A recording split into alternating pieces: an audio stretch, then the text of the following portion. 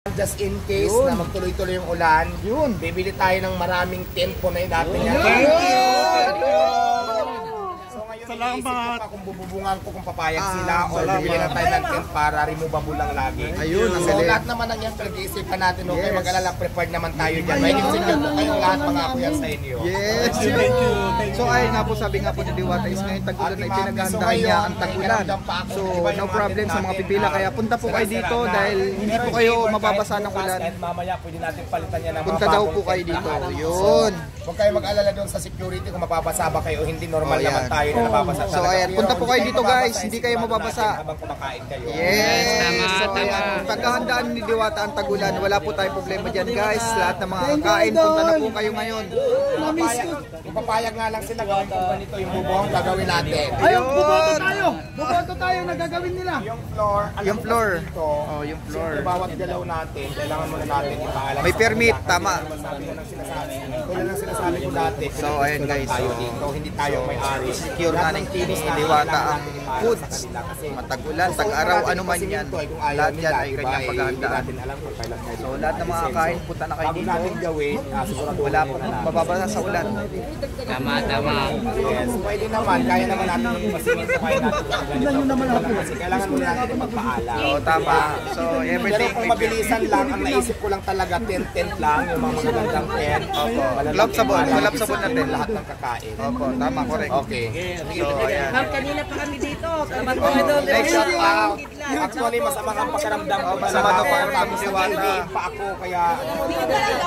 Oo, mayroon na. Nagpabili na ako sa ating mga pension. Hawaan mo na kami. Dapat maintindihan natin. Nagkakasakit din si Diwata. Mabait naman talaga si Diwata. Ina-approach niya lahat ng mga lumalapit. Hindi siya... Diwata, namimili ka daw pag big vlogger, small vlogger, namimili ka daw. Hayaan mo sila, wala akong gano'n na mindset. Sila lang ang nag-iisip ng ganyan. Tama, correct, tama. So ito nga guys, kitang-kita naman, ina-approach kami ng mga small vlogger. Ina-approach siya kami.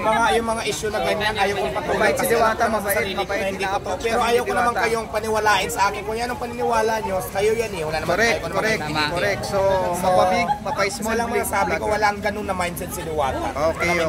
Lahat po dito pwede. Tama. So, mapabig, small vlogger, ina-approach ni Diwata. Okay. So, ayan. Correct tayo dyan. So, guys, talaga napakabait ni Diwata. Nagmula sa langit, lumagapak sa lupa. Ayun, payaman na. Sige.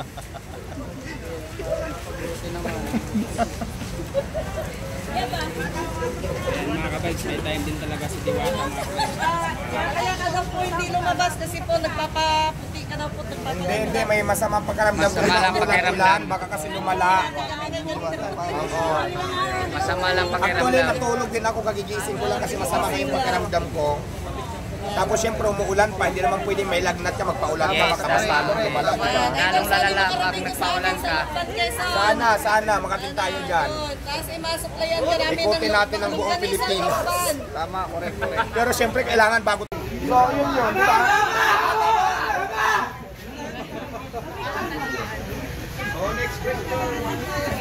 Next na naman. Question pa kayo kay Diwata. So ayun nga guys, sinabi nga niya is welcome lahat ng mga bumayo sa kanya. No copy paste lang.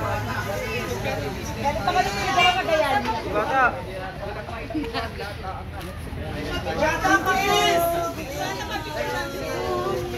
Okay lang daw.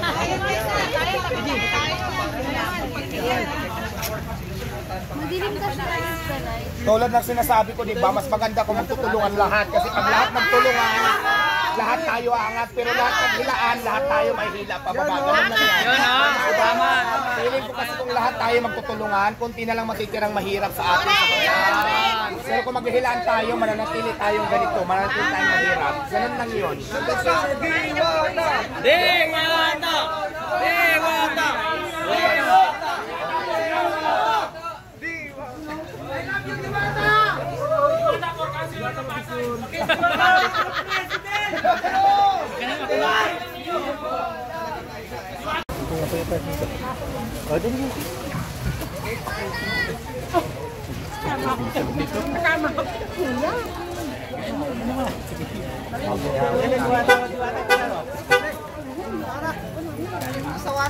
Ano mo?